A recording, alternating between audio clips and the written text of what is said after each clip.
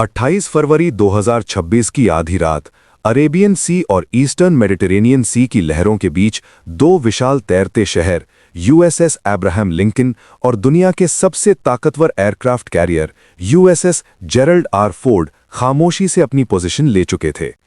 Washington के war room में बैठे एक जनरल ने एन्क्रिप्टेड माइक्रोफोन में कहा, कमांडर, यही वो पल है, ऑपरेशन एपिक फ्यूरी शुरू हो चुका है।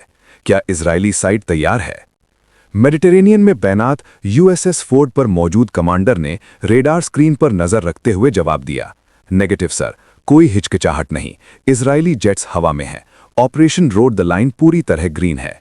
लेकिन यह कोई साधारण सैन्य हमला नहीं था, ये एक ऐसी सर्जिकल और विनाशकारी स्ट्राइक थी जिसका निशाना था ईरान का नर्व सेंटर। तेहरान की यूनिवर्सिटी स्ट्रीट, जमहूरी डिस्ट्रिक्ट और पसदरान इलाके के बेहद सुरक्षित बंकर, जहां मौजूद थे ईरान के सुप्रीम लीडर आयतुल्लाह अली खामेनाई। लेकिन ईरान कोई आसान लक्ष्य नहीं था।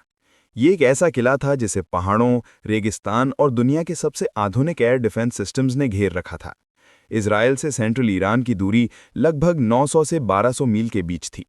किसी भी जेट को वहां पहुंचने के लिए जॉर्डन, सीरिया और इराक के हवाई इलाकों से होकर गुजरना पड़ता। सबसे बड़ा खतरा था ईरान का मजबूत एयर डिफेंस नेटवर्क। रूस से मिले S-300 और S-400 सिस्टम्स और उनका खुद का बवार 373 जो आसमान में उड़ते किसी भी नक्श को गिराने की क्षमता रखते थे। टेल अवीव के अंडरग्राउंड कमांड सेंटर में एक इजरायली कमांडर ने कहा, अगर हम सीधे घुसेंगे तो उनके रेडार हमें पकड़ लेंगे।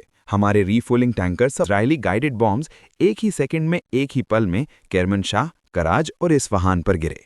अमेरिकी एडमिरल ने आदेश दिया, सिंक द क्लॉक्स। इसके बाद यूएसएस टॉमस हडनर के वर्टिकल लॉन्च सिस्टम खुल गए, आसमान में आग की लपटें उठीं और दर्जनों टॉमाहॉक लैंड अटैक मिसाइल्स हवा में दौड़ पड़ीं। ये मिसाइलें जमीन से इतनी नीचे उड़ रही थीं कि रेडार होराइजन के नीचे छिपी रहीं। कमांडर ने तुरंत आदेश दिया, सब कुछ लॉक करो, फायर करो। लेकिन उन्हें ये नहीं पता था कि वे असली दुश्मन पर नहीं बल्कि एक छल पर हमला कर रहे हैं। अमेरिकी फोर्सेस ने सैटेलाइट्स और इलेक्ट्रॉनिक वॉरफेयर की मदद से रेडार पर झूठा डेटा डाल दिया था। जो सैकड़ों फाइटर जेट स्क्रीन पर दिखाई दे रहे थे वे असल में छोटे डिकॉय ड्रोन्स थे। जैसे ही ईरानी एयर डिफेंस ने उन पर मिसाइलें दागी, उनकी लोकेशन खुद सामने आ गई। अब शिकारी खुद शिकार बन चुका था। आसमान में छिपे F-35 और F-22 रैप्टर ने तुरंत एंटी रेडिएशन मिसाइल्स दाग दी। कुछ ही मिनटों में ईरान का बड़ा एयर डिफेंस नेटवर्क बुरी तरह ध्वस्त हो चुका था। लेकिन कहानी यहीं खत्म नहीं हुई। ईरान ने तुरंत जवाबी हमला शुरू कर दिया। हजारों ड्रोन्स और लंबी दूरी की बैलिस्टिक मिसाइल्स लॉन्च कर दी गईं। मिडिल ईस्ट अब एक खुले युद्ध क्षेत्र में बदल चुका था। यूएई के अल धफ्रा एयरबेस, बहरेन में अमेरिकी नौसेना मुख्यालय और कतर कुवैत के आसमान में विस्फोटों की गूंज सुनाई देने लगी। इजराइल में भी हालात गंभीर थे। टेल अवीव और जेरूसलम के ऊपर लगातार सायरन बज रहे थे। आयरन डोम, डेविड स्लिंग और एरो 3 सिस्टम्स आसमान में मिसाइलों को रोकने की कोशिश कर रहे थे। इजराइल के प्रधानमंत्री बेंजामिन नेतन्याहू ने लाइव आकर कहा, आज हमने अपना वादा पूरा किया है। ये सिर्फ एक हमला नहीं बल्कि एक संदेश है। कुछ ही देर बाद अमेरिकी राष्ट्रपति डोनाल्ड ट्रंप ने भी दुनिया को संबोधित किया और कहा कि कल रात यूनाइटेड स्टेट्स मिलिट्री ने दुनिया के सबसे बड़े आतंक समर्थक को खत्म कर दिया। 28 फरवरी 2026 की वो रात मिडिल ईस्ट की जियोपॉलिटिकल चेस बोर्ड को हमेशा के लिए बदल गई। टाइम ऑन टारगेट की घातक गणना से लेकर डिकॉय ड्रोन्स के छल तक, अमेरिका और इजरायल ने अपनी मिलिट्री स्ट्रैटेजी का ऐसा प्रदर्शन किया जिसे आने वाले दशकों तक सैन्य अकादमियों में पढ़ाया जाएगा।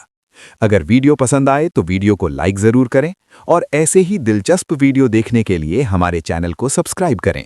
तब तक के लिए जय हिंद, जय भारत। जिन्होंने लगभग 37 साल तक ईरान पर सख्त पकड़ के साथ शासन किया था, वो अपने ऑफिस कंपाउंड में मारे गए थे। खामेनेई की मौत की पुष्टि होते ही ईरान ने बदले की आग में अपने सबसे भयानक हथियार निकाल लिए। ईरान के पास हथियारों की कोई कमी नहीं थी। उनका एयर डिफेंस जरूर टूट चुका था, लेकिन उनके हजारों ड्रोन और लंबी दूरी की बैलिस्टिक मिसाइलें अब भी मौजूद थी। ऑपरेशन ट्रूथफुल प्रॉमिस 4 शुरू कर दिया गया। पूरा मिडिल ईस्ट एक खुला युद्ध क्षेत्र बन चुका था। ईरान की बैलिस्टिक मिसाइलों ने सिर्फ इजराइल को नहीं बल्कि अमेरिका के रीजनल एलाइज को भी निशाना बनाया। यूएई के अल धफ्रा एयरबेस पर मिसाइलें गिरी।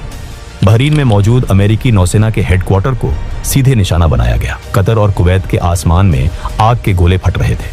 और वहां के एयर स्पेसेस पूरी तरह बंद कर दिए गए। इजराइल की तरफ देखें तो हालात और भी गंभीर थे। टेल अवीव और यरूशलेम के ऊपर सायरन बज रहे थे। आयरन डोम, डेविड्स स्लिंग और एरो 3 सिस्टम लगातार आसमान में मिसाइलें दाग रहे थे। इजराइल के प्रधानमंत्री बेंजामिन नेतन्याहू लाइव आए और कहा, इजराइल के नागरिकों और दुनिया भर में हमारे दुश्मनों, आज हमने अपना वादा पूरा किया है। ऑपरेशन रोअर द लायन सिर्फ एक मिलिट्री हमला नहीं था, ये एक ऐलान था। आयतुल्लाह खामेनेई, जो पिछले कई दशकों से इजराइल को नक्शे से मिटाने की कस्में खाता था, आज उसका आतंक का साम्राज्य मिट्टी में मिल चुका है। इसके तुरंत बाद अमेरिकी राष्ट्रपति डोनाल्ड ट्रंप ने भी दुनिया को एड्रेस करते हुए कहा, मेरे प्यारे अमेरिकियों, कल रात यूनाइटेड स्टेट्स मिलिट्री ने दुनिया के number 1 state sponsor of terror को हमेशा के लिए खत्म कर दिया है।